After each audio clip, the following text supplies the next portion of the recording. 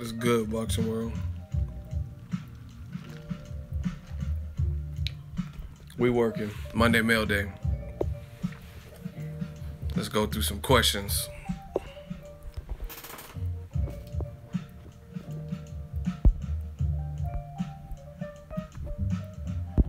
Yo, what up?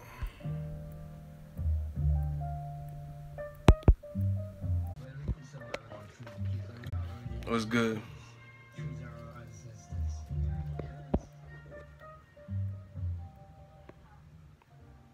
Let's get to some questions.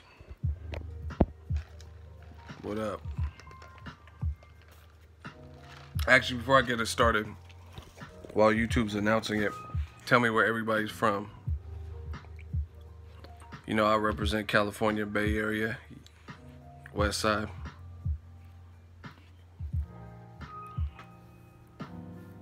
Yeah. Chicago. Damn, Holland, Amsterdam. Shout out to you. I need to come to Amsterdam. I've never been. Used to live in Toledo, now San Francisco. I went to Cincinnati. I think I passed Toledo. Romania.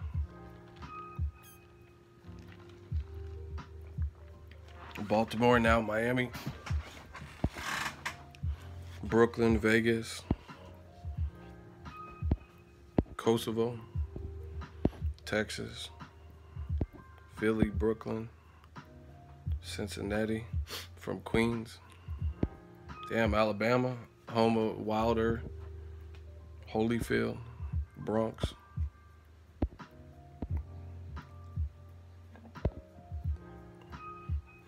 All right, let's get to the questions. What do you think?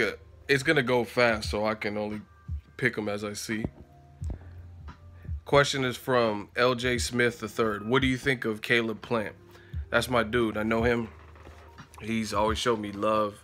I always sat down for an interview every time I'm in Vegas. As far as in the ring, he's very skilled. Very skilled. He's been calling out big names, including David Benavidez. And I just talked to him. He was saying Dominique Wade, the one that fought Golovkin, they offered him a fight. And according to him, obviously there's two sides to every story, but according to him, D. Wade didn't want that fight. So he's just looking, trying to stay patient. He's kind of like Errol Spence in the sense of like, what can you do? You got to just remain patient and keep working and stuff while you build your profile and build your brand. You know what I mean? Because people in boxing nowadays, they're going to always use certain things as reasons to not fight you. Rigondeaux doesn't sell. This person doesn't have enough fan base. Blah, blah, blah. You know what I'm saying? So he just has to wait his course. If Rigondeaux ever fought Estrada, who wins that fight? I'm not picking any of these little dudes to beat Rigondeaux. Point blank, period. Very easy question. That question was from Casey Robertson. I'm not picking no one, like, especially under 130. I'm picking Rigondeaux over all them dudes. Because Rigondeaux, he's proven time and time again he can get hurt and get chinned, knocked down, and then finish the fight strong, stay composed. So I'm banking with Rigondeaux over all of them. Leo Santa Cruz, Carl Frampton, Quigg, all of them. Rigondeaux is a beast. There's a reason why people aren't trying to fight him. Very apparent that people are trying to fight him. See, this is the thing. I tell y'all what y'all need to hear, and from a real perspective, what I really feel. I don't like sugarcoat it or have to lie. And the media, a lot of the mass media, like the people who think their shit don't stink media, they'll tell you certain people are avoided, but it's not actually true. And the people they don't speak on are the real ones avoided. Like, to me, Errol Spence is more avoided than a lot of people, like even Golovkin, because I'm gonna explain to you why. I'm not saying Golovkin's a bad fighter or nothing like that, but you got to look at it. Name one person who's 2 divisions below Errol Spence Jr. that's saying, I'll come up and fight him under any circumstance. You know what I'm saying? When Errol Spence can't even get guys in his own division to fight him. Name me somebody who's 2 divisions below him. But when it comes to Golovkin, even though he came up short, Kell Brook at least took the assignment. So to me, that means whether he was better than you thought or not, that means the perception of Golovkin is Kell Brook probably really thought that he could expose certain things or outlast or outbox Golovkin. But you don't really see that with Errol Spence Jr. They also say Lomachenko, oh, he's heavily avoided. You know what I'm saying? But at the same time, Rigondeaux was avoided. People left their weight class. They left their weight class to not fight Rigondeaux. Carl Frampton, Nonito Donaire, and then he got knocked out at featherweight. Leo Santa Cruz, Scott Quigg, they all left. You know what I mean? When there were options, Carl Frampton fought Scott Quigg, and the winner was supposed to fight Rigondeaux. All of a sudden, Carl Frampton can't make weight anymore. You know what I mean? And then same thing with Lomachenko. You can't. Lomachenko maybe is avoided by some, but you can't say he's the most avoided because Mikey just pulled up on him. Mikey Garcia pulled up on him like, "What's good? What's popping? I'm here. There's a green screen. We can do the promo commercial right now." So how is he avoided when people are name a person who interrupted Rigondeaux versus Moises Flores press conference. Name somebody who interrupted the press conference and said, Rigondeaux, you can get it next. I want to fight you in any division, even the one division above Rigondeaux. You didn't see that, but I've seen that with Lomachenko. I've seen people call out Lomachenko. So there's a difference. Next question. Who got a question? Let's go.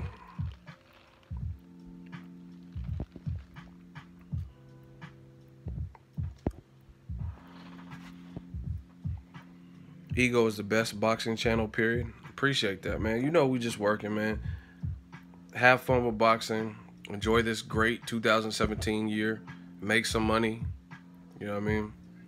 That's the name of the game. That's what we do here.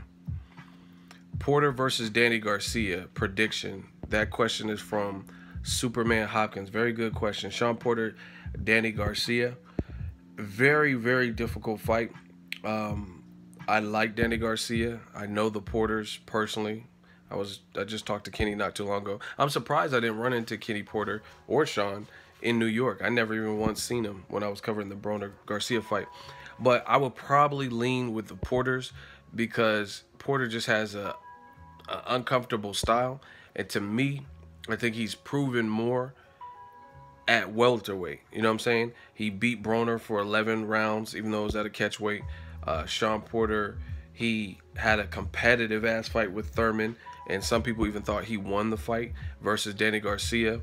I don't really know too many people. Like me personally, I told you guys Keith Thurman won. I had Keith Thurman winning, but I don't like how he took the rounds off. He did the De La Hoya Trinidad thing. I don't think he needed to do that. That's my only criticism. But Keith Thurman won fair and square versus Sean Porter. That was, you know what I mean? You can make a case for Porter, right? Porter had been in there with Kell Brook. So I would say the ruggedness and more experience at welterweight, but you can't sleep on Danny Garcia. That's, again, this is a fight that I want to see, and my opinion could change, but Danny Garcia is great with timing. Sean Porter's gonna have to have a measured approach, but for me, Danny Garcia, his power at 147 hasn't all the way showed up. I don't think he's knocked down anybody of note. Like Robert Guerrero didn't get knocked down. Keith Thurman didn't get knocked down. I think he stopped Samuel Vargas and Paulie, but I don't even know if he knocked Paulie Malignaggi down.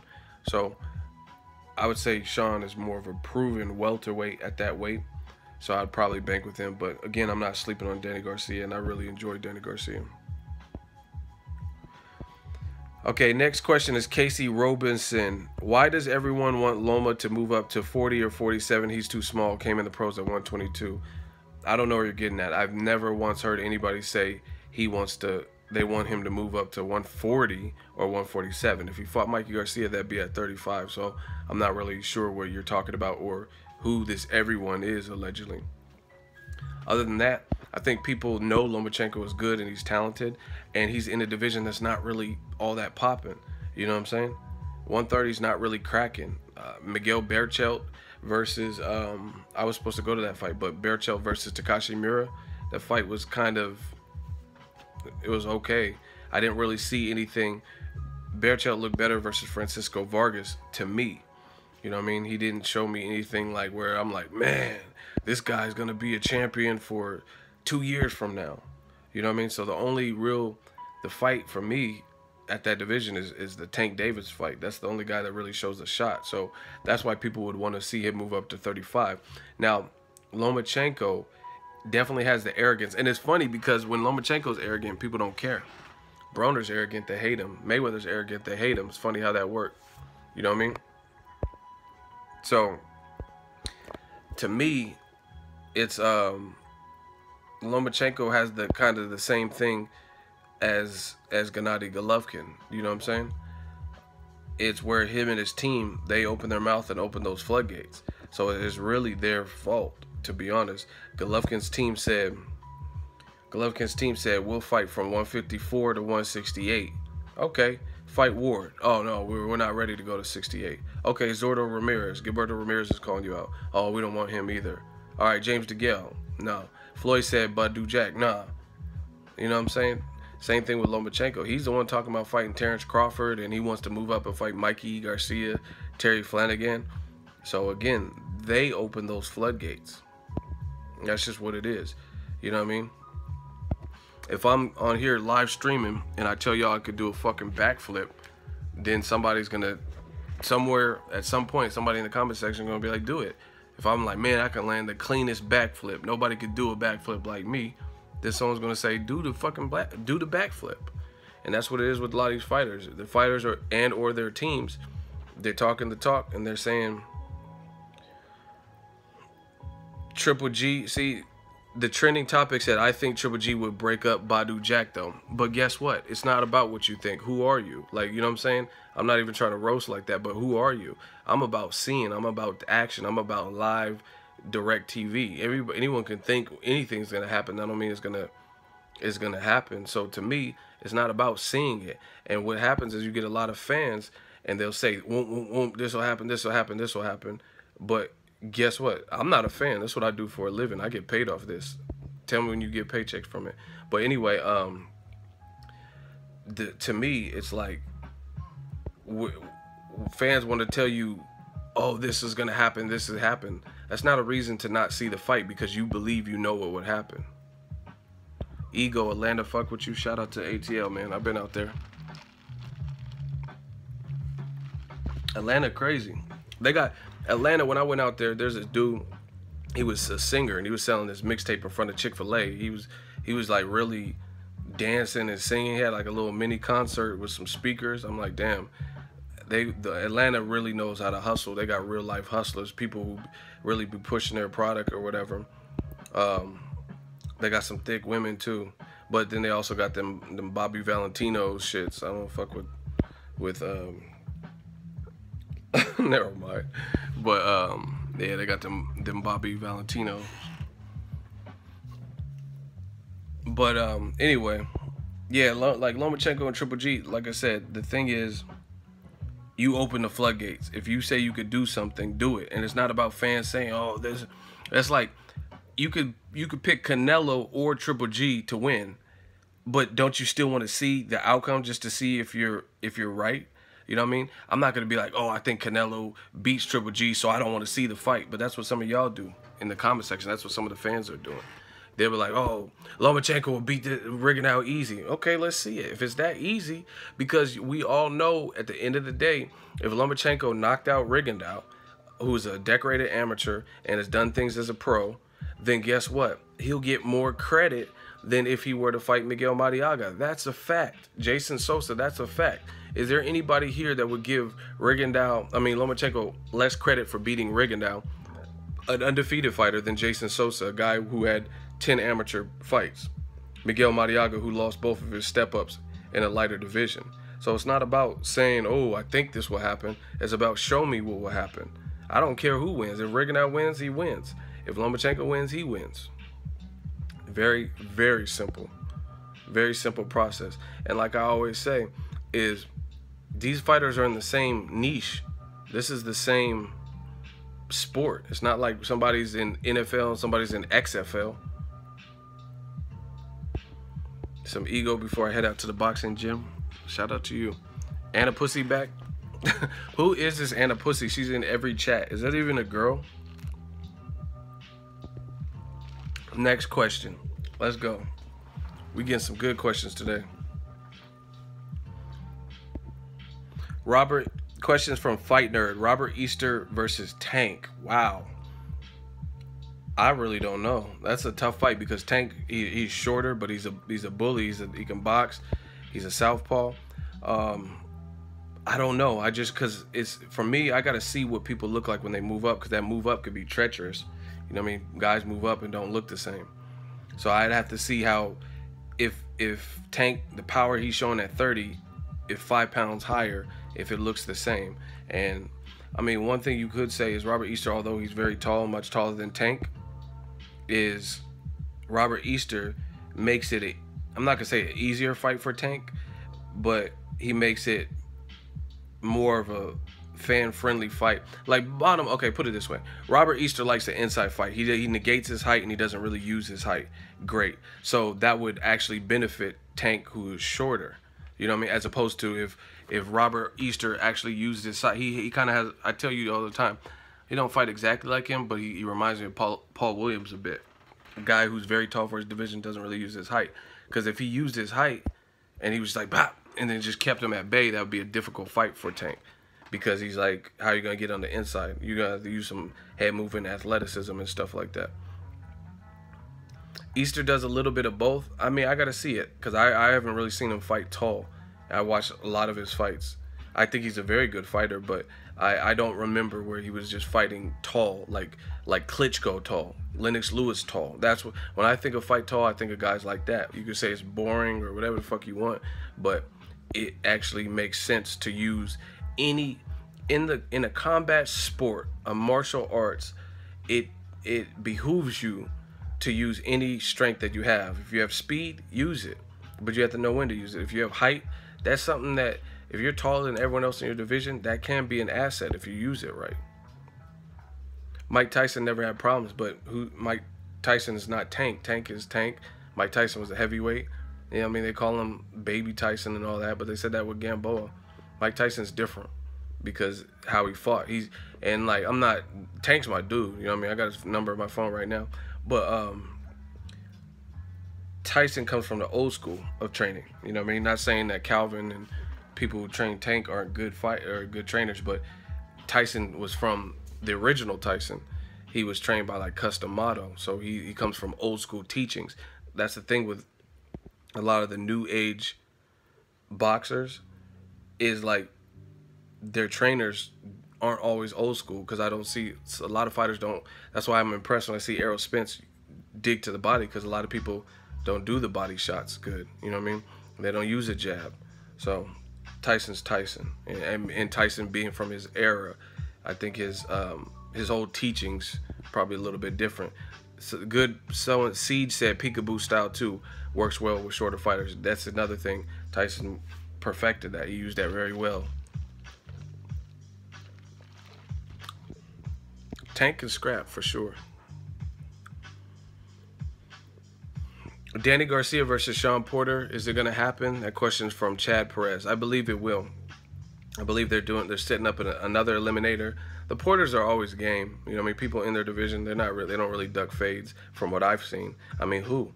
Because if you're going to duck someone, why would you fight Kell Brook and Keith Thurman, who were at the time, you know what I mean, the like top guys in the division. Keith Thurman still is. So I think Porters are just going to go with it, because they want the shot at Keith Thurman again. So if they have to go through a big payday with Danny Garcia and get that cracking, then they're going to do it.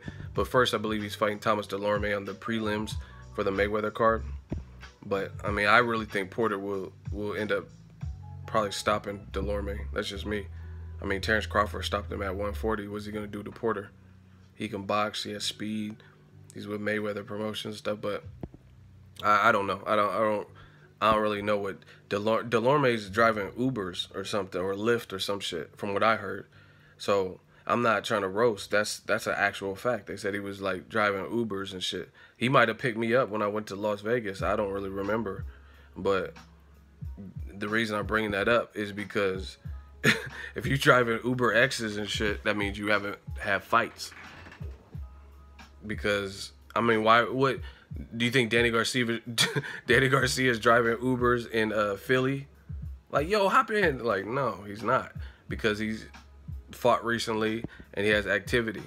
You know what I mean? So if Thomas Delorme is ride sharing, then that means he probably he needs some money. You know what I'm saying? Like, he gotta make a living, and that inactivity is gonna, you know what I mean? That's not gonna be a good thing. Ego Broadcasting Station, love the channel. Thank you. The question is from Francisco Uribe. He says, Charlo Lubin, who wins? I don't really know, because I really feel like I haven't seen enough of Erickson Lubin. I've watched his fights. I watched about 3 or 4 fights on PBC, but it's hard. Honestly, I would pick Jermell Charlo at this current point in time, because I've seen more of him, and I've seen more of him at what I perceive as a higher level. You know what I mean? Jermell Charlo fought Gabe Rosado, Vanes Matarosin. I thought he was losing to John Jackson, because I covered that fight live on Showtime. It was a triple header for Edislandi Lara. Vanes Matarosin card. His brother fought on that card with Austin Trout. And I thought he was losing the fight.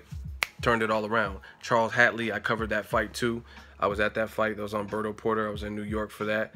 And I thought he looked good in that fight. So, to me, I think Charlo has better experience. He's the champion and more high-level experience. Erickson Lubin, southpaw, power. I like him. I just haven't seen enough to unseat the guy that I've seen more from, who is the champion. So, that's my thoughts. Next question.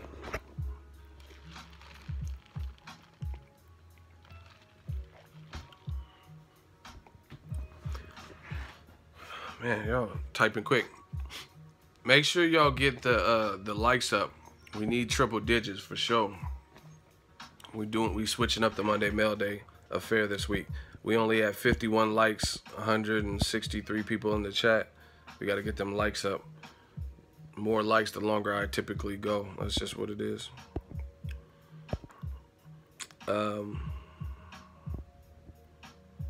What about David Benavidez? I don't get the question. Question is from Rebecca Holmes.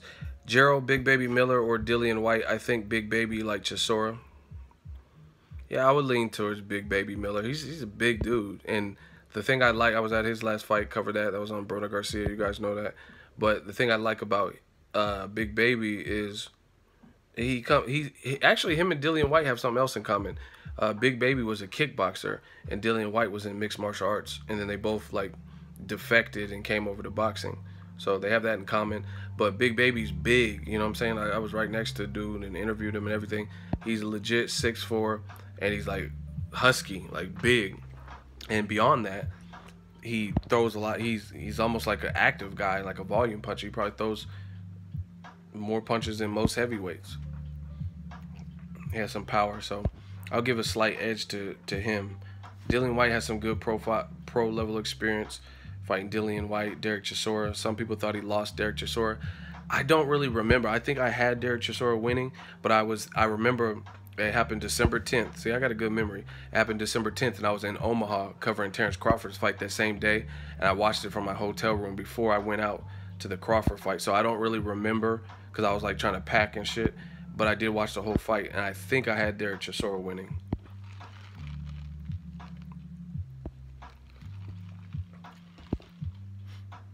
All right, next question. Next question is from Devin Simon. What's going on with Demetrius Andrade? Why can't he get a fight? I think he can't get a fight because, one, he's with a smaller promoter. You know what I'm saying? Instead of being like Rock Nation, PBC, Golden Boy or something, he's with a smaller outfit. So I think that becomes a challenge in itself, or it can be. And then aside from that, he has a style that people don't want to really deal with. You know what I mean? He's a tough fighter. He's a tough fighter. So I don't know. I'm not making excuses because I want him to get a big fight, but he's the quintessential. If there's a boxing dictionary, he would be the quintessential of high risk, low reward. Definitely high risk. You're in there with the Olympian who's skilled, who's southpaw, and this and that. And on top of that, he's not going to bring the same amount of money that Canelo would have brought you at 54. Things like that. Angel GGG Garcia said, Abel Sanchez said Lomachenko would beat Mikey Garcia. Thoughts? I mean, that's his opinion. I don't know that I agree with that. You know what I mean? I think I would probably favor Mikey Garcia at 35. Yes, Mikey Garcia will have to adapt to the speed, but you could say Lomachenko would have to adapt to the power of Mikey Garcia. So, I don't know. And see, people think, I'm not even trying to roast, but just because Abel Sanchez is a trainer, that doesn't mean he's godlike in all of his predictions, because he said he also, this is the same person that said that Sullivan Barrera would beat Ward, and I was at that fight and that didn't happen. This is also the person that said that Triple G could move up to 175 and beat Andre Ward, Sergey Kovalev, and Adonis Stevenson, but he's fought none of them. So, you know what I mean? Like, everyone has an opinion. That's his opinion. I think it's a good fight. I think it's a fight that should happen. As always, for me, I don't get in the way of fights. Like, you know, despite my opinion, I'll never tell you Lomachenko shouldn't fight Rigondeaux or Mikey Garcia, despite who I think will win. So, like I said, Abel and different fans, they have strong convictions. That's what happens with boxing fans and trainers and stuff. But I'm about seeing it. Show me that he beats him easy or whatever. That's the ultimate. I mean, that's the ultimate way to shut people up. People didn't think Mikey Garcia would beat Broner. People didn't think Errol Spence would beat Kell Brook. So they made the fights and showed them. You think Tank would KO Lomachenko? Maybe. He gets hit. Mark my words. The same thing they're praising Lomachenko for, that they're trying to compare to Floyd, like, oh, he does this better than Floyd because he's more offensive minded. That could be a problem as he moves up. You know what I mean? So it's cool right now because, like, even Nicholas Walters, there's not really many people I can remember Lomachenko fighting recently that he looked smaller than. He looked bigger than most of the people who I remember him fighting. And then Miguel Mariago is from a lighter division. Lara back in September. Let's go. Abel's not in charge of Lomachenko, so why would he go for his boxers? I don't get that.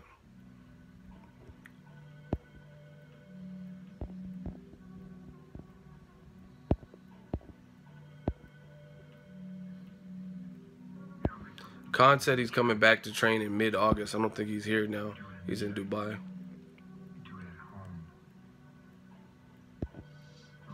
Next question. Keep working, bro. You taking over boxing media. Slowly but surely, we doing our thing.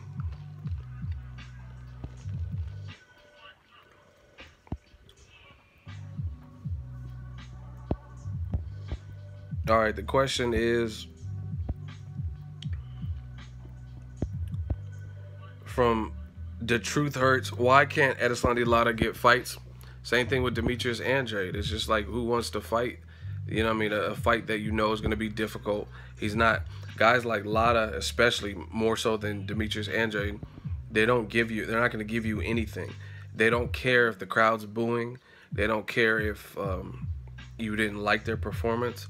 They're going to stay true to the game and true to themselves and fight the style that they've always fought and the style that they feel is most effective. So, that being said, they're not going to give you anything. They're not going to, just because you're griping and complaining, like, come on, fight me, stand still. They're not going to do that. And as a result, it's going to make the fight difficult. You know what I mean? Unless you're like a Triple G and you can cut off the ring brilliantly. Next question, NBA or NW Oyster, Khan versus Jeff Horn next. Yeah, I called for that on my Instagram. That's a great fight. Khan can box. I actually think Khan probably boxes a bit smarter, especially since he got knocked out by Garcia, than Pacquiao. Pacquiao's just all the way reckless, and Khan's taller than Pacquiao. So it'll make for a very good fight, a compelling fight. Other thing is Khan, a lot of people question his chin. Jeff Horn, he showed certified power. I think he buckled Pacquiao in round 6. So Pacquiao has a good chin despite being knocked out a couple times. So if Jeff Horn can hurt Pacquiao, then he can definitely hurt Khan. So that's kind of a toss-up fight on who you like. You know what I mean? Because Khan is the type of fighter he could be doing great, and then one shot could like thwart that. You know what I mean? So, but Jeff Horn's kind of sloppy in his attack and herky jerky. I don't know. This is a good fight. Next question is from GGP 420 boy. Keith Thurman versus Lucas Matisse. Now, I heard that there was a rumor a while ago, like years ago, maybe, that they were going to fight. I would like that fight. I think Lucas Matisse, he needs to get back in there because he beat Emmanuel Taylor. That was his comeback performance. But I haven't seen him since. I haven't heard anything about him. So I think that would be a good fight. Lucas Matisse got real-life cracks. I'd probably favor Keith Thurman. He's been more active than Matisse. Matisse, after the Postal loss, he took a while off. And Matisse's new at welterweight. And just because he knocked out Emmanuel Taylor, that don't mean nothing. That don't mean nothing for Keith Thurman, because Keith Thurman is no Emmanuel Taylor. He can actually hurt you at 147. Matisse, easy work for Thurman. Yeah, I would favor Thurman in that. Shout out to Kieri Johnson, $2 super chat. He just donated $2. His question is Gervonta Tank Davis versus Loma. Now, if you guys follow my channel, my videos, I told you, hold on, let's get the likes are at 97 and they just stopped. So make sure you hit the like button so we can get to triple digits. Keep this thing going. And then I'll get back to the question. We need them triple digits though. So Gervonta Tank Davis versus Lomachenko. If you follow my channel, what I told you guys is I thought Lomachenko's experience would have him win that fight, but I think it's the most compelling fight at 130. You know what I'm saying? How do you donate? There's at the top or bottom of the screen, there's a $sign. It's called Super Chat. But I was thinking Lomachenko would be too much for Tank in terms of his experience. But after that Miguel Mariaga fight, in closer consideration, that's a real pick'em fight, because I think Lomachenko can definitely hurt Lomachenko for sure. I think he has power to hurt you, and he has the mean streak to do it. You know what I mean? So that's a good fight. That's a good fight. I might even favor Tank Davis. If he fights like he's gonna fight in the Mayweather undercard, if he just keeps growing confidence, I might even favor him. You know what I'm saying? If he looks like he did the last two performances versus Rocky Martinez or whoever he fights, then I might even favor him, because one thing people don't understand, boxing styles make fights. If you let Lomachenko get into a rhythm and get off first, it's gonna be a long night for you. But if you counteract that with doing certain things, and like power is a great attribute for that style that Lomachenko has, because if he's jumping in, bow, getting off first and doing everything, and you just crack the hell out of him with a hard-ass shot that makes him, that's going to make any fighter who's fighting like that think twice. Like, you come in the front door and just bow, you know what I mean, and just get blasted, anybody's going to think twice about that. So Tank would have to perfect his timing and you know what I mean, try to catch him with that. But it's a good fight. It's a very good fight. Y'all can say whatever you want, but I'm telling you, and they're both southpaws. I think what Lomachenko does, I think it works increasingly well with orthodox fighters. The fact that they're both southpaws, they don't have to worry about as much. But the clear puncher in that equation would be Tank. He would just have to be able to deal with the frenetic movement and the pace of Lomachenko. Yeah, like I said, and I mean, hopefully they make the fight. So, like I said, so we can see, and it's not speculations of opinions. But the whole time I was picking Lomachenko. But if Miguel Mariaga moving up from 126 to 130 can mark up Lomachenko's face, and Lomachenko post-fight admits himself, I did a video about it, I need to work on my defense, then the Tank style could be a lot for you. And I don't want to hear a bunch of dumb excuses talking about they were headbutts. Not every mark on his face was a headbutt. because headbutts usually are more cuts than anything. Skill versus power, no shit. Of course, it's not just about power, but Tank Davis has skill too. Some of y'all don't know what you're talking about. Tank Davis has like 200 Emmys and a good record. It's obviously it's not Lomachenko's 396 to 1 record, but he still has 200 Emmys. So they both have skills. I don't know what you're talking about. Fuck you mean? It's just a matter of who has more skills. And like honestly, I seen the Liam Smith fight. Tank was doing some boxing in there. Those first 2 rounds, he was jabbing. Like I said, he has that mean streak too. He got that mean streak where he's like, he wants to get you the fuck out of there. And I like that. And that you need all of those things to beat Lomachenko, because Lomachenko is not, he's top notch. He's quality. But I think all I'm saying is it would be a good fight. Tank Davis has a lot that can offset what Lomachenko does well. He has youth on his side, things like that, southpaw power, skills. Let's see it. And he's bringing that slick street style. Yeah, and see, oh man, I wish I was a matchmaker and I could just force these fights. Because, put it this way, I promise you, and if I'm wrong, I'll do a giveaway or some kind of contest where I give back to the fans. But I promise you, if Vasyl Lomachenko were to fight Tank in the next 2 fights or whatever, it's not going to look like Miguel Mariaga. It's not going to be that easy. I promise you. Because he's going to have to respect something that's Tank's doing. Unless Tank all of a sudden shelled up and didn't look like anything that he's ever looked like. You know what I'm saying? I promise you it wouldn't be like the Miguel Mariaga. Miguel Mariaga was a fish out of water. He didn't know what the fuck to do. He was backing straight up and like running like to create space because Lomachenko was getting off first. And shout out to what super chat? Did I miss it talking? Oh wow, I did. Shout out to the super chat from Mark Badu. I'm gonna answer your question in a second. I just want to finish this thought.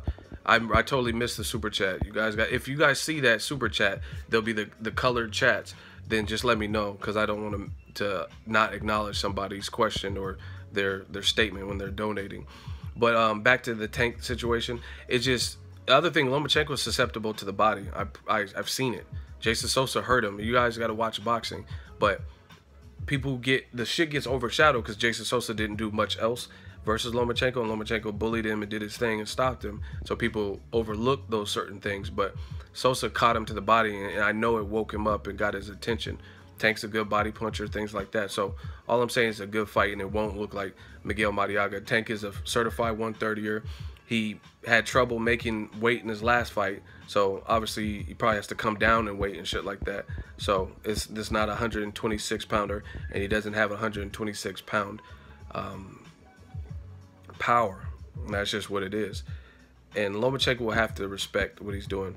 But the super chat $10 donation from Mark Badu, and he said, next great pay-per-view level fight to be made after Canelo Triple G. Keep up the great work. That's a good question. For me, Deontay Wilder versus Anthony Joshua. I think, let's say Joshua fights Kubrat Pulev and gets past him. Let's say Deontay Wilder fought Luis Ortiz or Bermane Stiverne and gets past them. Then that's the mega fight for me, because it's been a long time from what I can remember, and I'm a lifelong boxing fan. It's been a long time that I can remember a heavyweight pay-per-view fight. Mike Tyson, Lennox Lewis. I mean, when was the last? If you guys, any boxing historians in the comment section, you guys tell me when's the last time we had a heavyweight pay-per-view. Not no UK bullshit that shouldn't have been pay-per-view. You know what I mean? Like Joshua Molina. I'm talking about like a US worldwide pay-per-view like Mayweather McGregor, Canelo Triple G. So for me, it's Joshua versus Wilder. I think that would be a real ass pay-per-view. Stack the card up. Shout out to the UK. Question is from GDDD. What do you think about Lomachenko's footwork? His footwork to me is a little weird, but I have to admit he uses nice angles. I like Loma's footwork. I think his feet are more educated than Manny Pacquiao. Manny Pacquiao and him both do that like jump in shit, But Lomachenko has more purpose to what he's doing with it. So I like Lomachenko's footworks and angle. But what I'm telling you guys, if you fight Tank Davis, a guy with known power at 30, if you fight a guy like Mikey Garcia with known power at 35, all them angles and all that extra shit, if they can catch you, which they will be trying to Danny Garcia you all night, how Danny Garcia be putting his head down and trying to catch you with the hook. If they can catch you with something, then that's going to calm all of that down, because nobody's trying to get, like, nobody's trying to get caught coming in. Now, it reminds me of Triple G versus Kell Brook. Danny Jacobs is my dude. He was just watching my Instagram story. Shout out to my dude. Shout out to Brooklyn.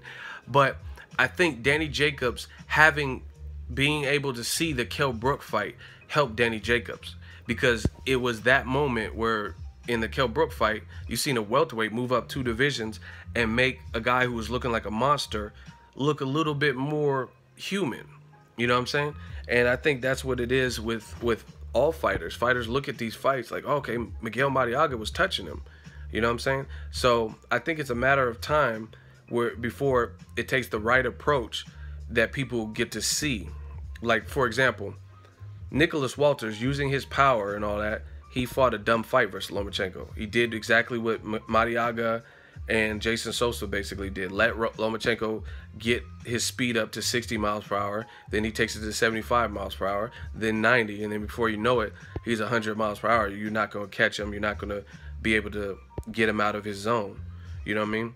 But I'm telling you, if you don't fight like how Nicholas Walters fought Lomachenko, that footwork, you have to be kind of like Danny Garcia.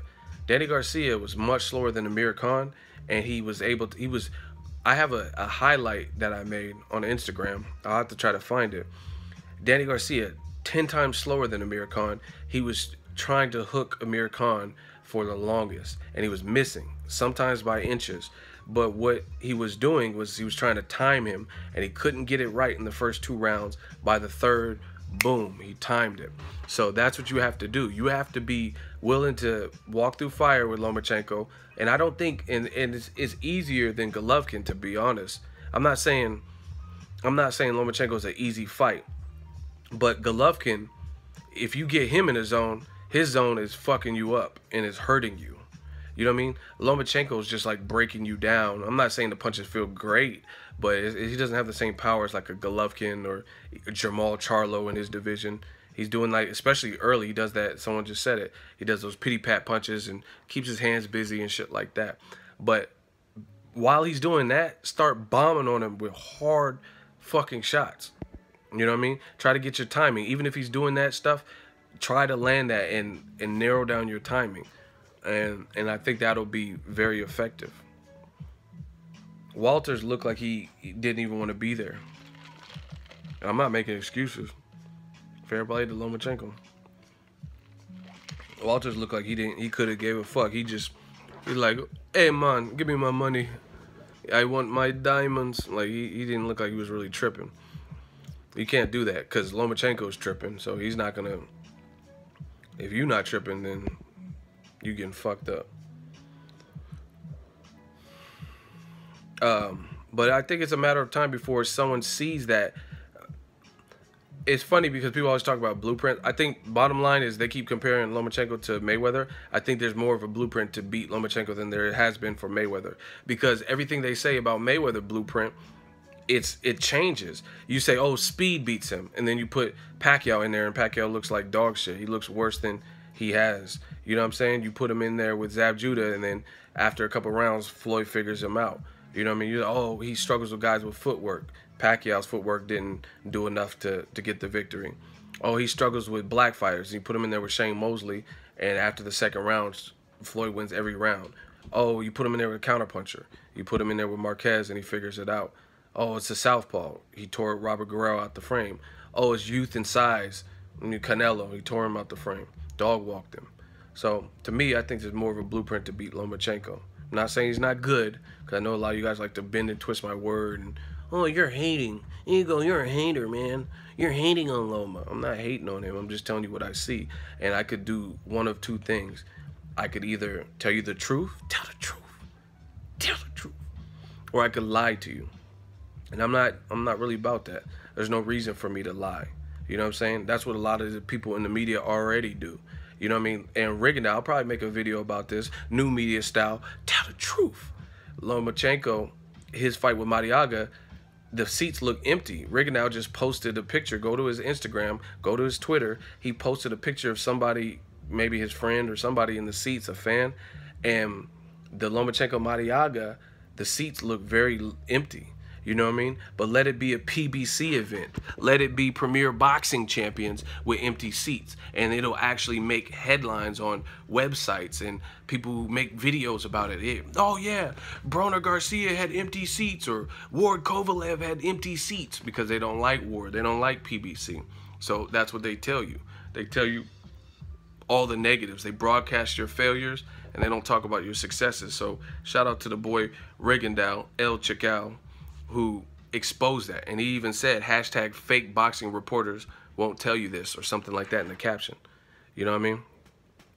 And that's what it is. A lot of people, they want to cover their truth, and it's not even the truth. It's what they perceive as the truth, because that's what they want. Just like people will tell you Kovalev lost because of low blows. It has shit to do with that. Kovalev versus Andre Ward, tell the truth. He didn't look the same as the first fight. Ward got to get his road work in, came with way correct, came with a better game plan. And at the end of the day, Kovalev, see, that's what happens when you take a fucking bully. That's what it is.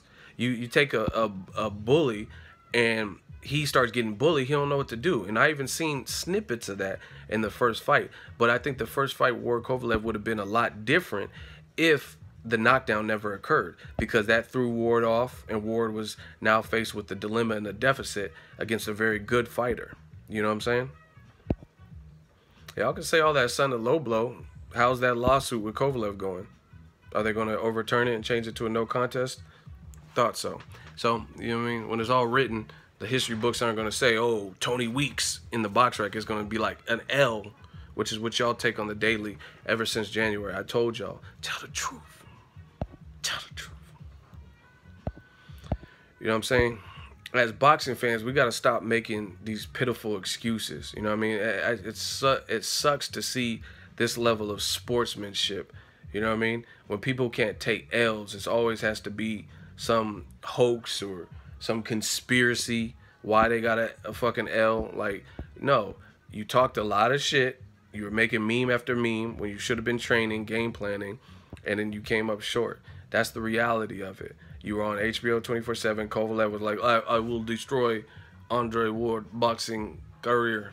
And then you came up short. Now you feel bad. You know what I mean? Even Broner. Broner just posted on his Instagram today. See, I call it fair, man. I call it how I see. Adrian Broner, he just posted on his Instagram. He was like, oh, I just lost a fight. I didn't lose my life. So I think he's probably taking the loss kind of hard too, because he talked a lot about Mikey. Like, oh, after Saturday, I want y'all to write good shit. And Mickey Mouse Clubhouse and this Donkey Kong shit and all that. And then he came up short. So that's what happens when you say you're going to destroy somebody and then you don't get destroyed, or I mean they don't get destroyed, then you don't, I mean, it's not a rewarding feeling, put it that way. We got another super chat, $2 donation from Kier Johnson. Shout out to him. $2. I think that's a guy name, I'm pretty sure. $2. And it says Beta, do you think Lomachenko would take the Tank fight? Yeah, I think Lomachenko's a fighter. I don't think he's like really ducking fades. He hasn't really showed me nothing. Now, promoters, managers, that's something different. And I think a lot of times that's what gets in the way. You got a promoter steering you in one direction, telling you what they want, what they don't want, things like that. Someone said he ducking Rigo. I don't know if he wants that fight. And I definitely don't think his promoters want that fight. You got to look at it. Guys like Rigondeaux, Adeslani Lada, Andre Ward, Demetrius Andrade, even if you beat them somehow, like you beat them, it's not going to be your best performance. You know what I'm saying? It's not going to be like Canelo, James Kirkland, where everyone's just like, wow, you see that? That offensive display? And that's what scares a lot of the promoters, is because even if you beat him on the cards, it's still a performance that has the ability to have people kind of downing your performance. Like, I didn't have him winning. Da da da da. You know what I'm saying? Someone said it perfectly. It's going to be controversial, most likely. Exactly. That's what I'm saying. You're not going to, because a lot of them top guys, Andre Ward, all them people, if you don't knock them out, like Kovalev, then it's going to be controversial and it's not going to be your best night. Even, that's what I try to tell people with Ward Kovalev 1. I was there. I was at both fights. I've been fortunate to be put in this position where I get to cover fights. I get to travel, meet good people, and really celebrate and help uplift and big up a sport that I love and have always loved. But Ward Kovalev, I was at the first one. That was at the T-Mobile Arena, and it was a close fight. I told you that from the jump. Any video I've ever did about the first fight, I told you it was a close fight. And I will say this with 100% certainty, no matter who you had winning, whether it was Ward or Kovalev, one thing that you have to admit was it wasn't Kovalev's best performance. You can't say he looked better in that fight than either Jean-Pascal fight, Nathan Cleverly, or any of his top performances. You simply cannot do that because he didn't look better. You can say he did his thing, and to a degree, that's what's supposed to happen. You step up in caliber, in echelon, competition gets harder, and it's harder to look great against. Shout out to The Truth Hurts. He just donated $5 to the super chat. Man, we working. You know, that's what we do here. We work, hard work, dedication. The Truth Hurts donated. I seen someone just left me a comment. Yeah, I try, if I ever, it's never anything personal, but these comments are coming in pretty fast. Shout out to all the donations. But if you guys see me miss a super chat, they're the text boxes that are different colors. If you ever see that, let me know in the comment section so I could thank the person. You know what I mean? I definitely want to thank the people because the people have helped me in so many ways. You know what I mean? Boxing for me it really saved my life. You know what I mean? And I don't have to get too deep into it. It's a Monday mail day, but a couple of years ago, I had a lot of shit going on, and this shit wasn't cool. You know what I mean? And boxing was an outlet, an escape, something all the angst and anger and negative energy and problematic things I was going through, I was able to funnel it into boxing. And you know what I mean, Lord willing, I've been put in a position where I get to talk to people and like I said, do something I enjoy doing. Motherfuckers can hate and they can say whatever, but at the end of the day, when you're happy and you're content with life and you know where you're going, you got a vision, it's rewarding, especially if you get to see this is the difference. I'll get back to the questions after this, but since I was 14, I've always had a job. I ain't never been a dude that never had no money. And I'm not even talking about like dirty money, illegal, like doing shit, but I'm just saying I've always had some money to my name. I mean, there's been times where I've been broker than others or had a bunch of expenses, but I've always worked, you know what I mean? But it's different when you're working for someone else, when you're working for someone else's what's it called, agenda, someone else's mission statement, someone else's vision. Because like when I worked at Lowe's, there's certain things I think I could enact to improve things, but sometimes it's a corporate decision, so you don't really have that, you don't have that pull. I can't override the regional managers and say, no, we doing it my way. You know what I'm saying? You can't really do that. But with Boxingego, this is the house that I created. You know what I mean? Like obviously through fans, but this is what I want to do. This is where I see fit. I get to interject into the game something that I think is missing. You know what I mean? So it's different when it's your own mission statement, and that's just real talk. I like that someone else's mission statements. I don't know what you mean. Are you saying you like what I said, or you like working for somebody else and fulfilling all their mission statements? And see, this is the other thing is, like, I'm not trying to sound salty or shade anybody. If you get money, you take care of you and yours, your family, your friends, or yourself, I respect it. So, I mean, 9 to 5, anything. But some people got to think, some people have talents, and they got to think outside of the box and not just what's in front of you. You know what I mean? Because it's different. It's a different level of reward when you're doing something that you want to do, that you appreciate. You know what I mean? as opposed to somebody else. Because at the end of the day, a lot of these companies, they don't give a fuck. Like if there's another, I remember the housing market crashed, and we went after 9/11, we went through a real bad recession. So most companies were laying people off, and that's what they do. The rich stay rich. You know what I mean? They're up here. They're not gonna cut their salaries. What they're gonna do is start chopping from the bottom. You know what I mean? So you got to just keep that in mind and know that, and never really go off of somebody else's vision. You know what I mean? You have to do what you want.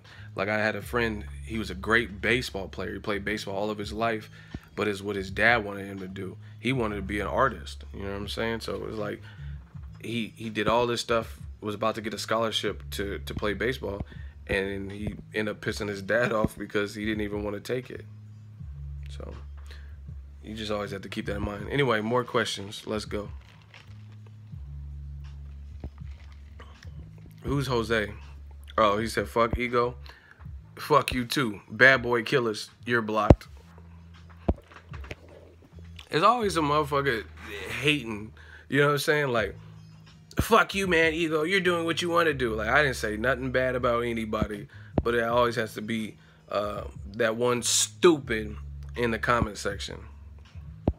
I'm trying to drop a gem and just let y'all know, you know what I mean, experience, and let you know you could do whatever you put your mind. And somebody always got to troll and act stupid. Fuck you, ego. What do you mean? What do you mean? Trying to give us advice, man? Fuck you.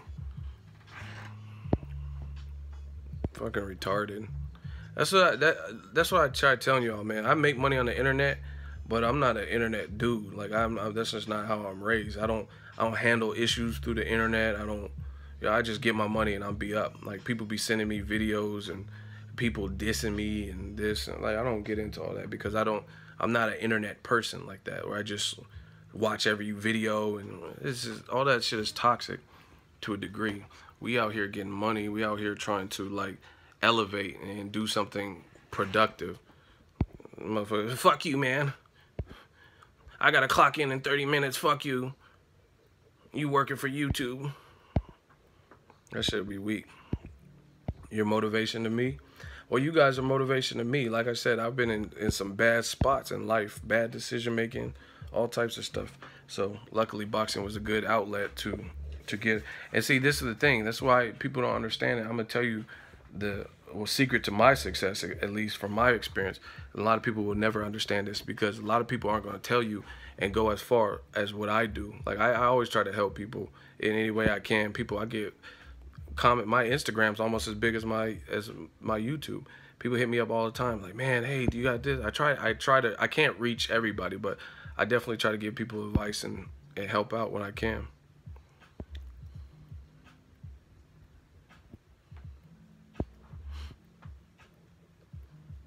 Play Nas. You can hate me now for the haters. Shit. Like I said, the end of the month when Google cut that check, that YouTube Google check, that hate is nowhere to be found, so I'm not really worried about it. Yeah, people say all types of stuff though with that hate shit. They say it's so funny. So people are like, oh man, your subs are fake. As long as these checks ain't fake. You know what I'm saying? But you guys gotta question what I feel like is you gotta question another grown ass man staring at another grown ass man and counting his money and counting his view counts and things like that. Like you really take the time out of your day to screenshot and watch what another man is doing. That's how I know you ain't getting no money. If you like, you know what I'm saying, try to corner the market and watch a person's every move and you a man yourself, I know you ain't getting it like that because you wouldn't have time. Like I said, I'm a small fish compared to like a Warren Buffett. I'm nowhere in the echelon. You think Warren Buffett's like, what the fuck is Boxingego doing today? He don't give a fuck about me. So it is what it is. Make sure y'all hit the like button, man. We can get this to 200, I feel. We can get to 200 likes, man. I think that's a... Haters do bring money, and you got to use that as motivation. Like 50 said on the Hustler's Ambition. He said, something special. I need you to hate so I could use you for your energy. That's exactly what I do. I just met 50 Cent too. You think I give a fuck about a faceless, no profile picture having hater? You know what I mean? And the funny thing is, I've been doing this too long. People think they can affect me. You're ugly, man. Okay, that's cool. Because, you know what I mean, as long as my phone ain't dry and females hit me, I don't care what a dude thinks about me. Let's get to some more questions, though, man. We working. Questions from F. Mac Jr. When am I going to do another Troy King interview? This week, probably. What do you guys want? You guys let me know when I should interview Troy King and what I should ask him. The fans run this. You know what I'm saying? Obviously, I put my 2 cents and I have veto power. But the fans run the channel. So you guys let me know what you want, when you want Troy King back.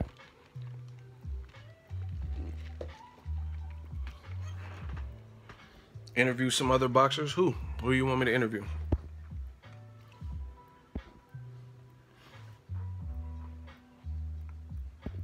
People hate on Troy King too much, obviously. See, but Troy King, that's one of the reasons I fuck with him is because I don't always agree with him either. But the thing I respect is, as a man, he speaks his mind. He don't care if it's gonna be, if it's unfavorable, if it's unpopular. Because I'm the same way. I don't care.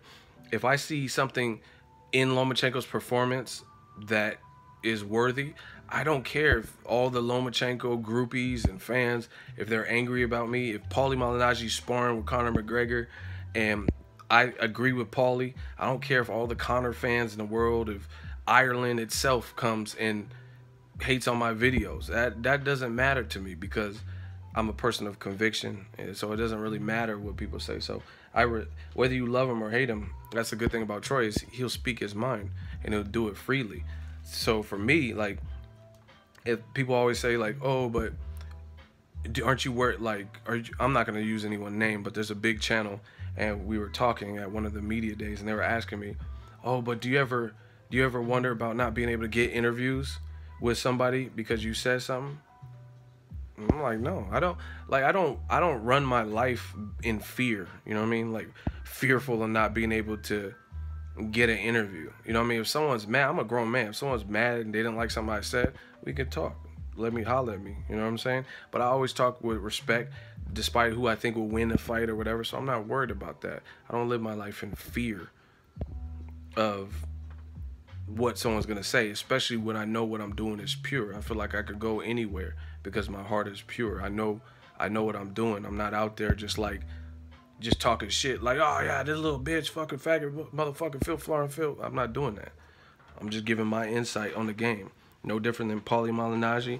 And the funny thing is, like, why would I be fearful when you got Freddie Roach and Abel Sanchez and everybody else who trains and they can say whatever the fuck they want, even if it sounds ludicrous.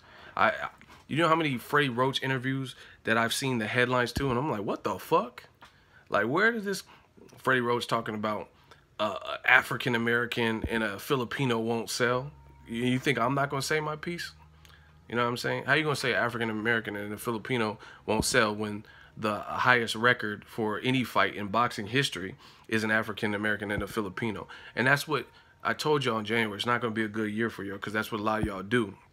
What y'all do is, if you have a sound argument, just make your point. You can't tell people to exclude certain things that make their point. You know what I'm saying? You can't say an African American and a Filipino won't sell. I'm like, hey, what about Mayweather versus Pacquiao? It's the highest grossing boxing fight ever. Oh, besides that.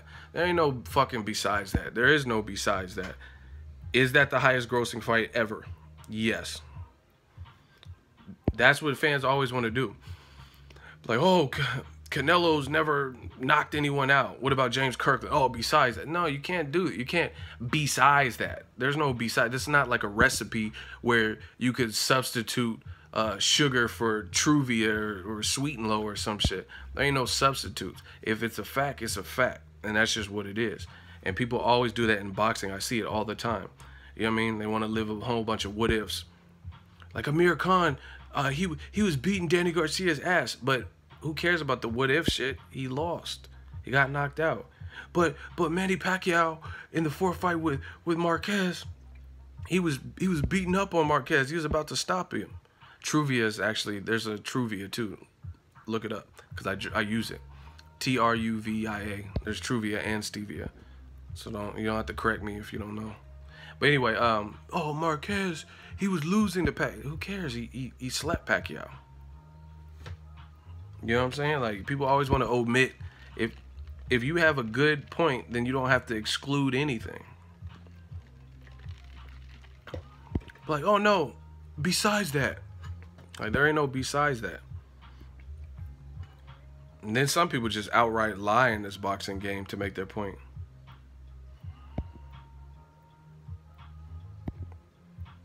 No, you don't have to be sorry. I'm just telling you, there's a thing called Truvia. It's like a green and white package. I use it. It's good too, so you guys should try it if you want like a natural sweetener.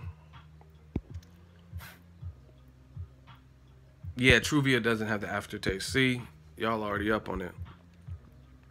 Why block who? Y'all gotta be specific. I don't know who I block. Put it this way: if you put something crazy and disrupt the flow of this, you probably get blocked. You know what I'm saying? Like, and it has nothing. Oh, ego, you're ugly. It's not like I'm taking offense because I don't want to be cute to a guy. It's you're a parasite. There's no need for you to even really be here. You know what I'm saying? The fuck? We trying to talk boxing. Like, ego got a little dick. Like, okay, why are you worried about another man? You know what I'm saying? Like, y'all be weird. Y'all be bugging with that weirdo stuff. You're a Cancer, but you on my page, so you about to get infected with the shit too. The fuck you mean? Don't say you're a Cancer. I'm actually an Aries. I'm not a Cancer. Dummy. Stupid. So y'all be saying stupid shit. Lomachenko is the GOAT. Based on what? What has he done that's GOAT-like? I can understand Floyd Mayweather, Muhammad Ali, Ray Robinson, if you say they're the GOATs, because I can tell you things they've done. But what has Lomachenko done that makes him the GOAT? Like, see, again, all that... I'm going to tell y'all a secret. My channel blew the fuck up after Mayweather Pacquiao. That's where I really started. Like, there were other channels at the time that were, like, neck and neck with me. You know what I'm saying? Like, we were close in subscribers, a lot, like, pretty close. But after Mayweather Pacquiao, my channel blew up. You know what I'm saying? And I really think it's because everything I was saying about Mayweather Pacquiao, a lot of the stuff I was saying about actually came true. You know what I'm saying? So when people seen that, they're like, oh, okay, cool. Let me check this out. It doesn't pay to falsify information and not be truthful for whatever reason. I'm telling you guys, it really doesn't. So y'all can say, oh, Lomachenko's the GOAT and all that. But put it this way. Because I've seen it. Trust me, I've seen it. People send me shit all the time. I just don't always speak on it. And I'm not even saying no names. But you look at it. Look at people hate me or say I'm biased, I'm bullshit, I'm a fake channel, fake news, all that. Cool. I'm biased, racist, all that. Okay, cool. But look at some of the other channels that are saying the polar opposite. Everything I say, they say the opposite. And then look at their channels. Some of them are defunct, closed. Some of them aren't getting no views. They're not doing any videos. So that has to tell you the proof is in the pudding. Some of the people didn't make it out and they're becoming extinct. I'm not saying I'm always right, but they're becoming extinct because they're on that bullshit. Everything about what they talk about be on some dumb shit, and fans see that. When they see that, like, damn, this motherfucker is never right. Nothing they say. And then it is what it is.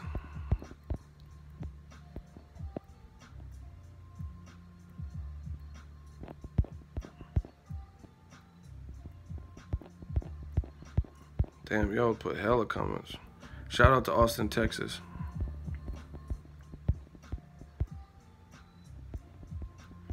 You on a roll today with all the jewels? Man, I do what I can do when I can do it. I just try to speak to the fans.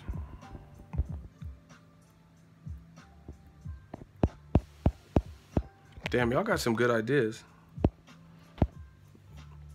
Yeah, man, it's all about progression. If you guys ever have realistic ideas, you know what I mean, definitely shoot me an email or text or comment, different stuff like that. I'm always about advancing, about growth. That's just in my nature. Like, I never wanted my channel to be just at a certain level and I'm content. We always try to push the envelope. No matter what, we want to get to that next level. Monday Mail Day, we just got another super chat donation. $5 donation from Dalton Judge. Big ups, Ego. I appreciate you. What do you think of Devin Haney sees in Robert Easter that makes him feel he can beat him, or is he just talking shit? I don't think he's just talking shit. I know Devin Haney. I don't think he's just talking shit. Because why would you just talk shit? Like, because I don't believe that. Because especially as a fighter, you talk shit. At the end of the day, you're gonna have to live up to what you was talking. So I don't think he's just saying it and he don't really want the work. Whether he can beat him or not, that, I mean, they'd have to fight for us to know that. But what I think he sees, and I'm speaking on behalf of him from what I've seen, is Easter, like I said earlier, he doesn't really fight tall. I shouted out Dalton. This is his question about Easter Haney. Robert Easter doesn't fight tall. And that's kind of it. He negates his height. So that's something Devin Haney, I don't know. Devin Haney's pretty tall, though. He's taller than Floyd. So he's probably shorter than Easter, but taller than Floyd. So he's like in between. And Easter doesn't fight tall. He's a good fighter, but he doesn't fight tall. You know what I mean? Some people thought Easter, I still haven't even watched the fight. Because I don't know. I think I was at another fight or something. But the Robert Easter, Denis Shafikov, from what I read, a lot of people said they thought he lost the fight to Shafikov. And then some people even had Comey winning. They traded knockdowns. It was an epic fight. Stuff like that. So Devin Haney probably thinks he's a belt holder, and he probably, I don't know, maybe thinks he's the weakest link out of Jorge Linares and Mikey Garcia, you know what I mean, who can box and box exclusively. Easter kind of brawls a bit. I can't super chat donate. I don't know. It should be $. I don't know if you have to have a linked PayPal account. I never tried it. Make sure y'all hit the like button. Hit the like so we can get to 200. Keep this shit rocking.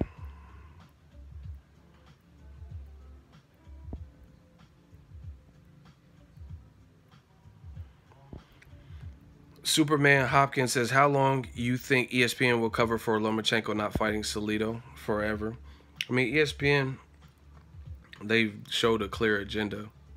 I mean, they gave Ronda Rousey Fighter of the Year over Floyd the year that Floyd, if you remember, when Ronda Rousey won it, she had only knocked out Betch Correa that year. Floyd had just fought Pacquiao in May and beat the fighter of the decade, and they gave the Fighter of the Year to Ronda Rousey instead.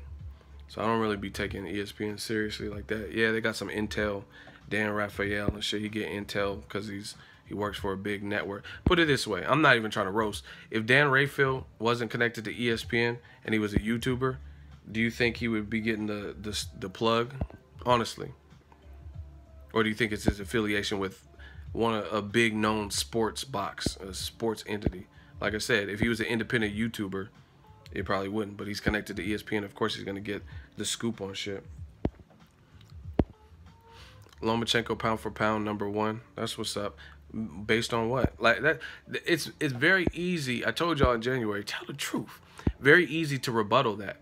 If you have Lomachenko pound for pound #1, just say why. What did he do? What did you like? I understand if that one represents the loss he has to Orlando Salido, but why do you think he?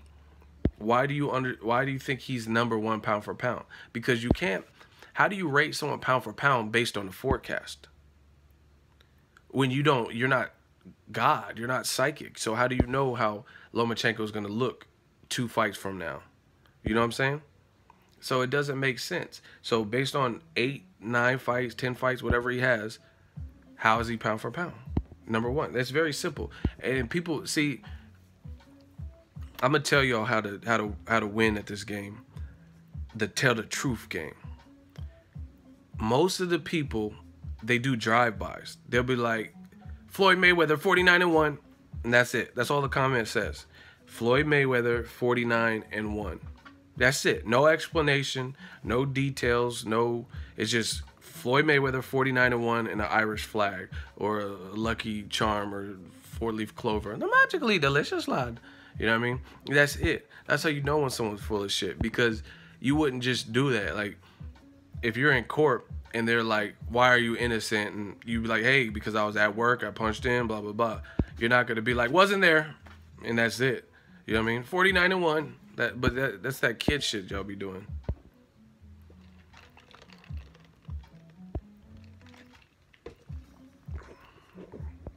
Oh, y'all trying to get blocked real quick. Blocked, stupid. How your name Super Peacemaker and you getting blocked for being stupid? You ain't no fucking peacemaker. Fuck out of here. I donated through PayPal in the description because there is no super chat opt-in because I'm on my iPhone. Or what phone do you have? Well, I appreciate it either way. I don't know. I gotta research it so I can give you guys some more. Wait till I get 1 million subs. That's crazy.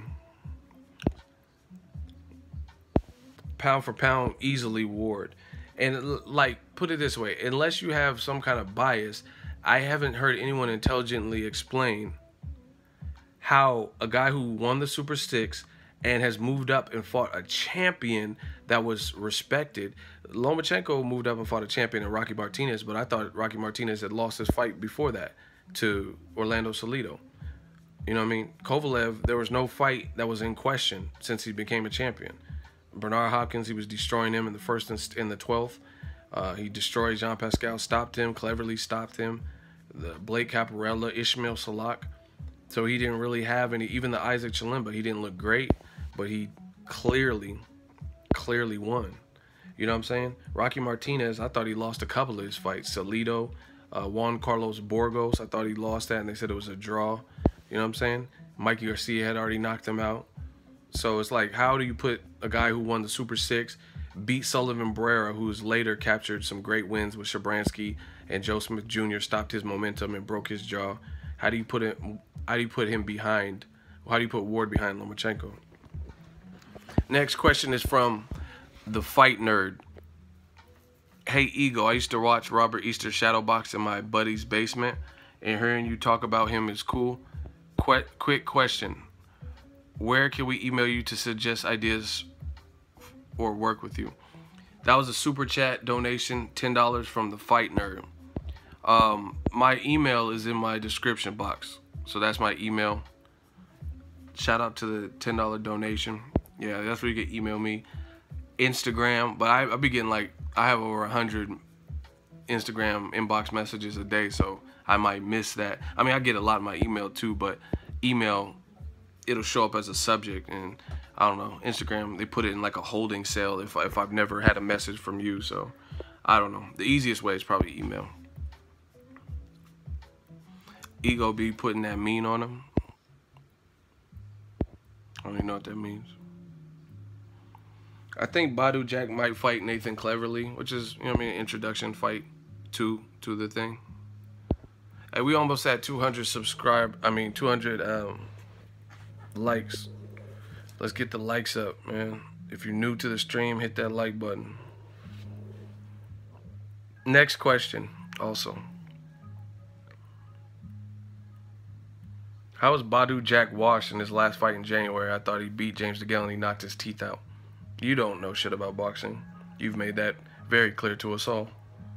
Badu Jack's washed, but ever since his stoppage loss, he's been on fire. Beat Anthony Durrell when he was a champion, beat George Groves, a respected name, and then in January he knocked out James DeGale's goddamn teeth and should have beat him. And James DeGale was a champion, and they robbed him, just like someone said in the comment section.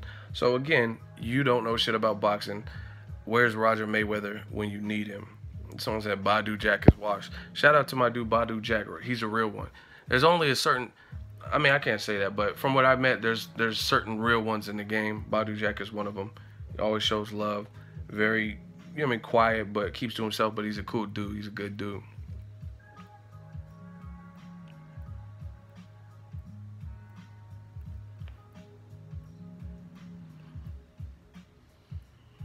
You know international subscribers can't donate? I didn't know that.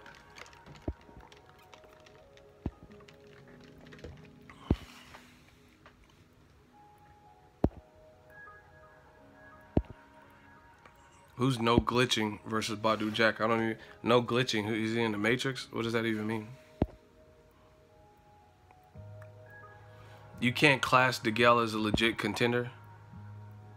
You can donate in pesos, but how can you not classify James DeGale when he's a champion? What are you talking about?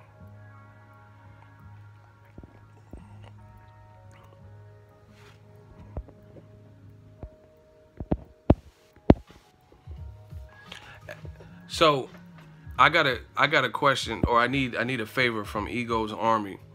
When y'all see somebody, because this chat's going so fast and I'll be in the middle of thought or answering a question, if you see a name in the comment section that's clearly trolling, then I'm going to say point to the easy work, and then y'all put that username's name in the comment section so they can get blocked. So we're going to do it like that. Point to the easy work. So if you see somebody who's constantly trolling and just putting stupid shit, I'm going to say point to the easy work. So we'll start this off. Point to the easy work. If you guys see somebody, point to that easy work so I can block them, so we can get back to this grown man. Next question. AB versus Walters. They're not even in close to the same division. What are you talking about? Form Voltron, point to the easy work. Daniel Orge, point to the easy work. Do I let him live? Oh, Daniel Orge is let me find him. He's getting out of here. You got kicked off the island, motherfucker. I can't find him. Where's he at? He already left? Oh. Daniel Orge, you out of here. Point to the easy work. Blocked. We got him out of here. He up out of here. Hey, this is going to be fun. Point to that easy work. Daniel gone. Daniel's son out of this bitch. Shout out to the Fight Nerd. He just donated another $2 super chat. He said, who had a better pro debut, Mick Connellan or Stevenson?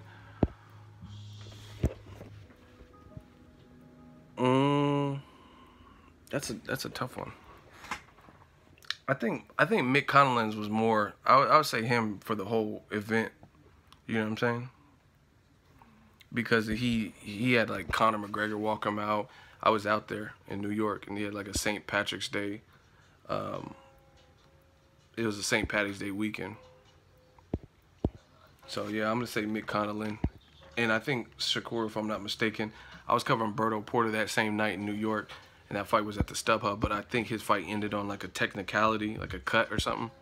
So I would say Mick Connellan had a better overall. It was like more star-studded, and Conor McGregor was there and all that.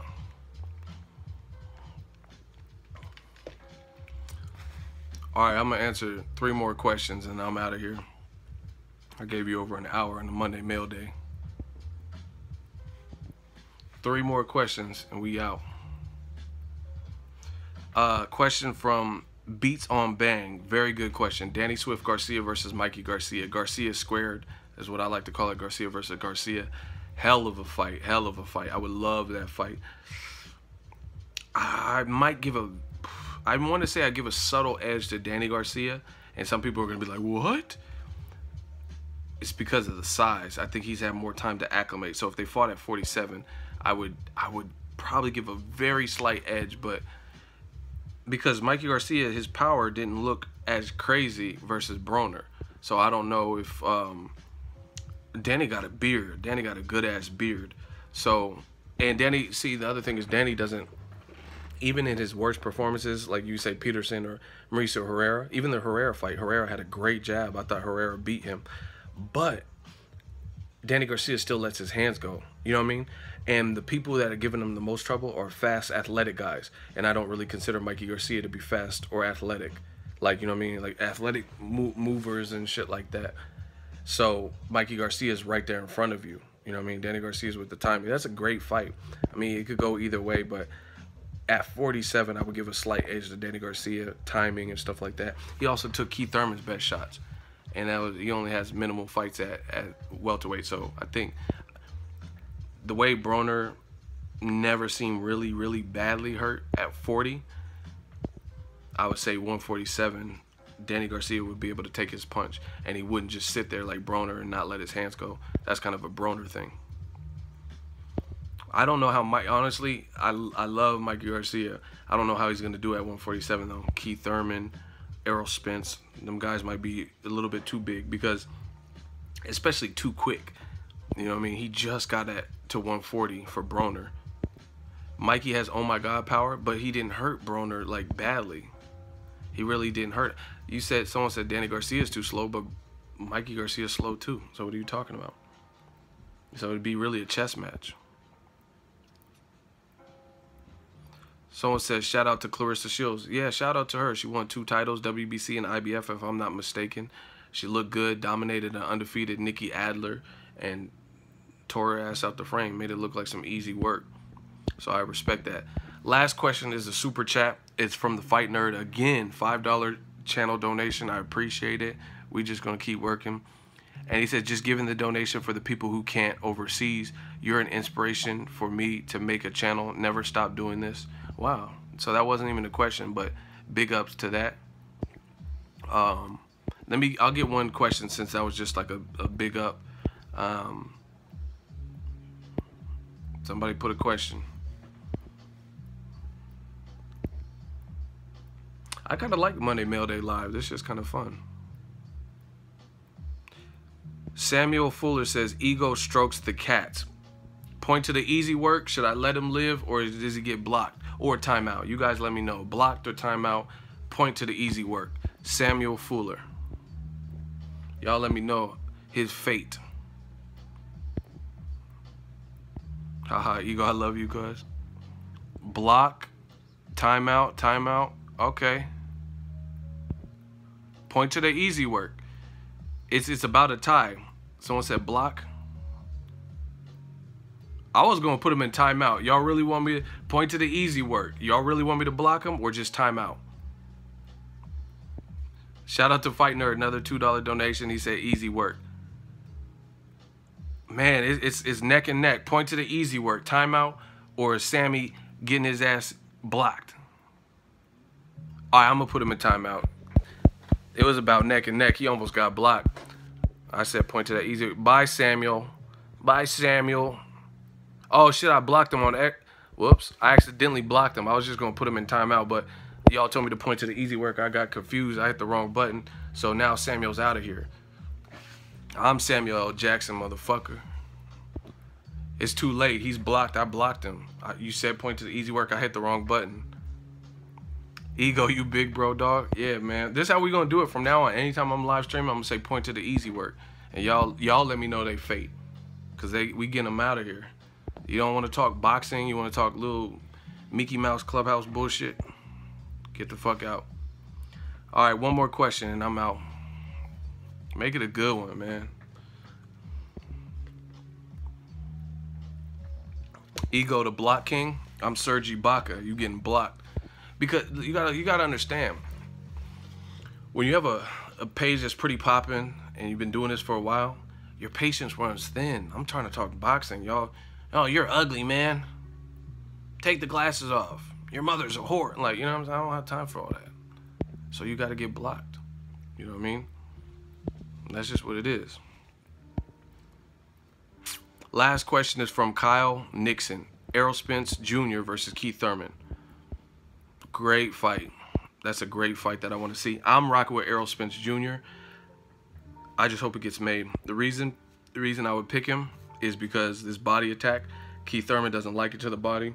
Another thing I notice is every single time I see Spence at a fight and interview him, he's in shape. I don't remember a lot, and this is like over the span of since last year. I seen him at it was the Charlo Lotta triple header on Showtime. He was in shape. This is before the Kell Brook fight. I just seen him at Berto Porter in shape. Seen him at Adrian Broner Garcia in shape. Keith Thurman, I see pictures of him just vacationing and shit like that, and his face looks fuller and he be picking up some weight. You know what I mean? They're both big welterweights, but the most diesel welterweight is probably Kell Brook, and we just seen Errol Spence stop him. So I don't really do triangle theories. Thurman is his own fighter, but with his inactivity, like I said, his name is One Time, and it's apt because he's fighting one time a year. Thurman's pressure, I mean, Errol Spence's pressure, his body attack, I think he would break down. He would break down Keith Thurman. And just like the Lomachenko, Thurman moves, he'd be moving in and eesh, and doing all that. But when you start respecting someone's power, that'll make you think twice about jumping in. Even versus Danny Garcia, we seen Thurman, who later he had more reservations about jumping in. He had packed up a good little lead, and then he didn't fight how he fought in the first couple of rounds. He wasn't as aggressive. So to me, I think it would favor Spence. Man, we're so close to 200 likes. We got to get that 200. Make sure if you're brand new to the chat, you hit the like button. We're at 178. We're doing this easy work Monday mail day. But yeah, I'm picking Spence. I would pick Spence over Keith Thurman. And it's no disrespect to either guys. They're definitely the top two in my book at welterweight. I picked both of them to beat Jeff Horn, Pacquiao at this point of Pacquiao's career. Let's get the likes up, man. We right on the cusp. We on the cusp. 15 more, somebody said. I should stay around until we get 200. Should I stick around? We at 187. 187 on the motherfucking cop. Tick tock, nabba da glock, just I'm not in a cop. 12 more, man. Y'all gotta hit that like button if you just joined the stream. We just doing that live Monday mail day. Live, right back at you, West Side, baby. That's how we do it. Shout out to Dalton Judge. He donated $2 to the Super Chat movement. He said, oh shit, Loma just tweeted out a hit list. I'm on it. I gotta do a video. I got a video to do. Who's on his hit list? Because I haven't seen it. I mean, if he has a hit list, I respect that. I respect the hell out of that. Who's on the hit list? Somebody check Twitter. Someone check Lomachenko's Twitter. Tell me who's on that hit list. We need like 6 more likes. He said Tank? Oh, okay. Somebody put the list up. Hold on.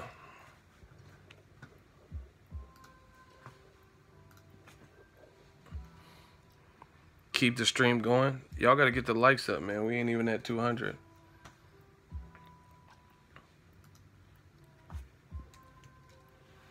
We ain't even at 200. Y'all playing with the like game.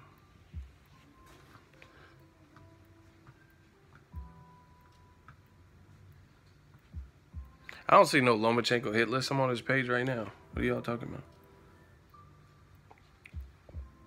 Y'all got me hyped for no reason. There ain't no Lomachenko hit list. What?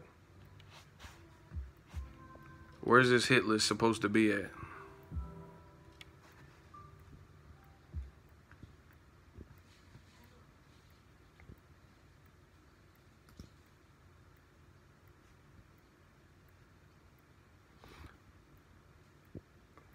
That MB? No, I think this is what they're talking about.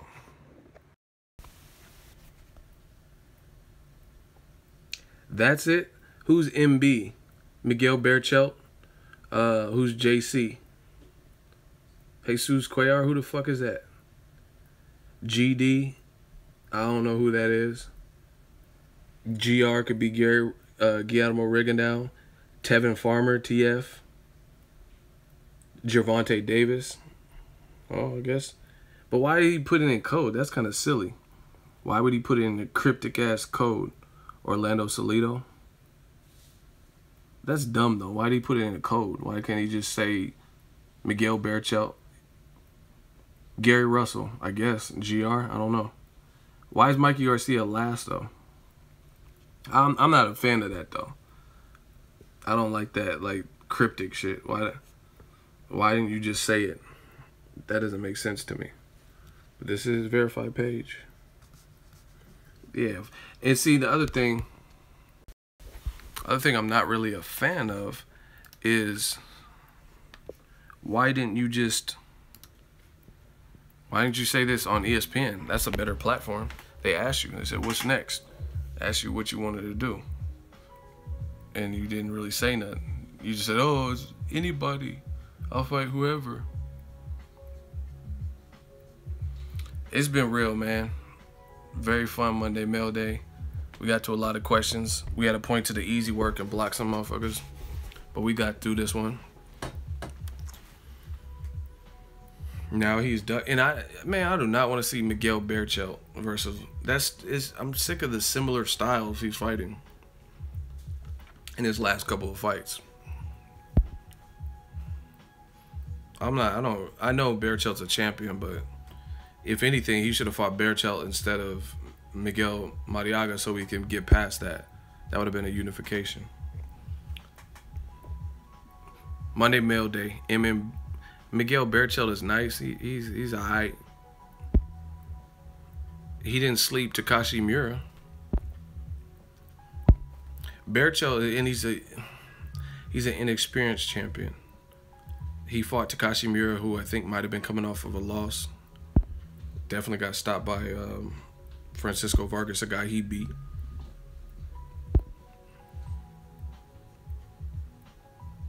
Yeah, Takashi was hurting him to the body too, man. I don't really care about that Berchelt shit, to be honest. I mean, I understand, I guess, because he's a champion, but yeah, to me, I think Loma should have just did an official call out, but it's been fun, man. Monday Mail Day. Let me know what you guys think. Boxingego, we working. Loma has 9 wins, 2 belts, and you guys talking shit about him. Yeah, but see, let me break this down for people who are the apologists. People keep saying that. Oh, but listen to me. Y'all keep saying, oh, but he only has 9, 10 fights.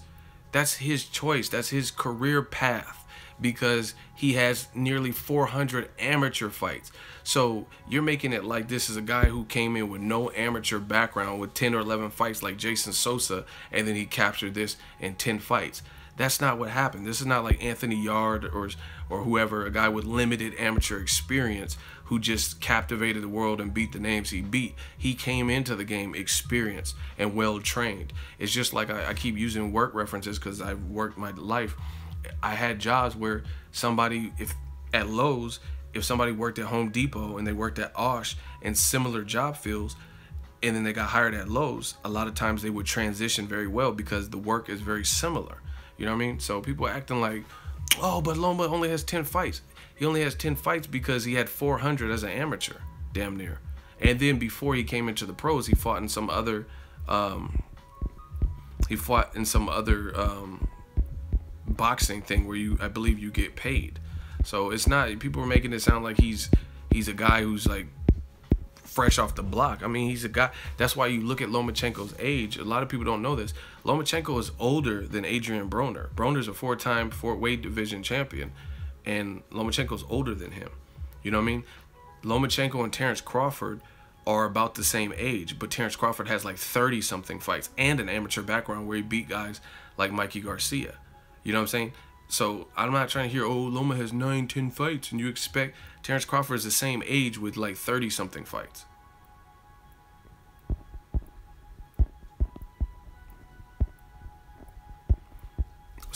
People are agreeing with Dalton. Let me see what Dalton said. Dalton Judge says Crawford beats everyone at 140 and below. Oh yeah, clearly. I don't even know why Lomachenko even called out Crawford. That would be stupid to fight Crawford. That doesn't even make sense. But yeah, people keep, oh, but Lomachenko, he only has 9, 10 fights. That's because he has 400 as an amateur, because he stayed in the amateur circuit. I mean, that's the big difference here. You know what I mean? If you racked up that many victories and stayed at, put it this way, the Olympics happens once every 4 years, and this motherfucker has 2 gold medals. So I'm not the smartest brother in the world, but if the Olympics only comes on once every 4 years and he has 2 gold medals, then that means he spent at least 8 years, as an amateur. That's why he's 30 years old now with only 9, 10 fights. Very simple. Just like Rigondeaux. That's why Rigondeaux's older, because he stayed an amateur and he has 2 gold medals. If you have 2 gold medals, like Clarissa Shields, then your age is going to be a little bit, you're not going to be Canelo's age or something when Canelo first came to the States. It's very simple, because we know if you have 2 gold medals, we know you in the Olympics, we know you at least stayed an amateur for 8 years. before you even turn pro. So that's why guys like Rigondeaux, Lomachenko, Clarissa Shields, girls like that, that's why they're older than maybe people think. Lomachenko's not like I said, like Canelo's age. So y'all talking all this, oh, he only has 9 fights. Crawford is the gold medal slayer for sure. Do I think it's bad to stay an amateur that long? I mean, it's not really. It's not bad because you're getting experience and you're making sure you're ready. And especially if you're good enough, like a Rigondeaux, like a Lomachenko, where you can get 2 gold medals. I mean, that's a hell of a personal accomplishment. But beyond that, when you do turn pro, all that amateur shit doesn't matter. You know what I'm saying? Nobody really cares. No one cares what you did as an amateur. You think heavyweights were like, oh, Audley Harrison has a medal. He's been to the Olympics. Let me fight him different. No one cares about that. They're still trying to knock you out. Very simple. Where is Frankie Gomez? I ain't seen him since Canelo Khan undercard. I heard he ran away from Freddie Roach, or Freddie Roach ain't heard from him or something.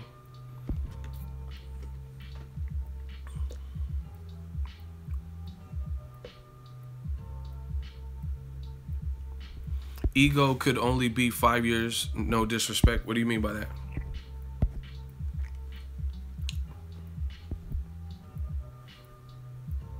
How's it 5 years in the Olympics when they only come on once every 4 years? I don't get it. How do you get 2 gold medals if the Olympics aren't even on? So how, you know, how do you get 2 gold medals in 5 years? Maybe if I'm mistaken, then you guys explain to me how do you get 2 gold medals from the Olympics, the International Olympics, in 5 years, unless you steal one like OJ and then go to jail and then get out on parole. Super chat, $2 donation. Shout out to the Fight Nerd again. He says, besides Crawford, who else can fight both stances? Joey Spencer's brother, Mikhail Spencer. Make sure y'all check out for him. But there's a lot of people that do it. I don't know if anyone's doing it like Crawford other than Mikhail Spencer. Andre Ward, he does it. Danny Jacobs did it versus Golovkin. So there's some guys that can do it. I don't know if they can do it as effective or as long, you know what I mean? For like Crawford could fight a 12-rounder in a southpaw stance. So Andre Ward, Josh Kelly from the UK, that boy be getting busy. Danny Jacobs, those are the ones that come to mind. And my dude Mikhail Spencer, young cat coming up in the game, Joey Spencer's brother. He just won a tournament too in Kansas City, so shout out to him. Make sure y'all hit the like button. I'm out of here. Monday mail day. Try to get to a lot of questions. I like doing it live. It was kind of fun. You guys leave me your feedback in the comment section. You want me to do it live more often, switch it up, back and forth, like Aaliyah? Let me know what you guys think. We working. This is my fade out music. Thank you. Thank you for all the super chats, the channel donations. We working. Let me fade out to this. Gang, gang. I'll be dropping some more videos tonight. Gang. Monday. Mail. Day. Appreciate your time. All the comments. All the hate. All that motivates me. The super chats. The gang, gang. Ego army, man. We working. And I like that point to the easy work, too. Boom. Appreciate you guys.